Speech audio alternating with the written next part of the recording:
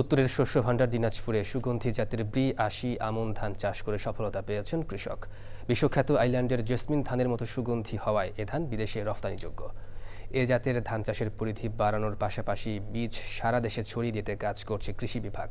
বিস্তারিত শাহ আলম শাহীর রিপোর্টে। দিনাজপুরের সদর উপজেলার কাউগার কৃষক মহসিন আলী প্রথমবারের মতো ১৭% জমিতে চাষ করেছেন সুগন্ধি জাতের ব্রি ৮০ আমন ধান। আগাম জাতের এ আমন ধান চাষ করে পেয়েছেন আশাতীত ফলন। এবার প্রথম গাড়া বইছে, মোটামুটি ভালো ফলন হয়েছে এবং সাপোর্টও তো পড়ে নাই। আগামীতে আরও আশা করি আরও 10 জন গাড়িবে ভালো হবে। শুধু কৃষক মহসিন আলী নয়, অনেকেই চাষ করছেন এই সুগন্ধি জাতের ব্রি ৮০ আমন ধান।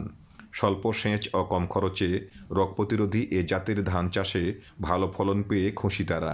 ধানটি রোগ বালাই অনেক কম এবং এটি পরিচর্যা করতেও আসলে খরচ কম। স্বল্প সময়ের মধ্যে এই ধান ঘরে তোলা সম্ভব হয়। আগামীতে এই ধানটি আরও ব্যাপকভাবে চাষাবাদের চিন্তাভাবনা করতেছি। এ জাতের ধান চাষে সহযোগিতা ও পরামর্শ দিচ্ছে বাংলাদেশ ধান গবেষণা ইনস্টিটিউট। ফলনে আপনারা দেখতে পাচ্ছেন যে এক একটা করে শীষের মধ্যে এই যে পর্যাপ্ত পরিমাণ পুষ্ট ধান, এবং এই যে আমরা হাতে যে শীষটা দেখেন এখানে অপুষ্ট ধান সংখ্যা হাতে গোনা কয়েকটা আছে, বা নাই বললেই চলে আর কি। তো এই জন্যই আমরা এই গবেষণাগুলো করে যখন একটা কনক্রিট রেজাল্ট এই এলাকার জন্য পাবো, তখন সেটা আমরা কৃষকদেরকে বলবো যে আপনারা ব্রি ৮০ আবাদ করেন।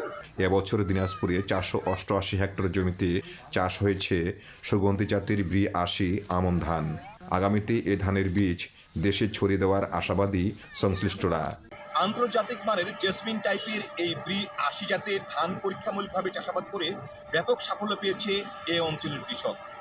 সংশ্লিষ্ট বিভাগের সহযোগিতা অব্যাহত থাকলে আগামীতে এ অঞ্চলে এই ব্রি ৮০ জাতের ধানের চাষাবাদ পরিধি আরও বেড়ে যাবে, এমনটাই মন্তব্য করছেন অনেকেই। দিনাজপুর থেকে শাহ আলম শাহী, চ্যানেল আই।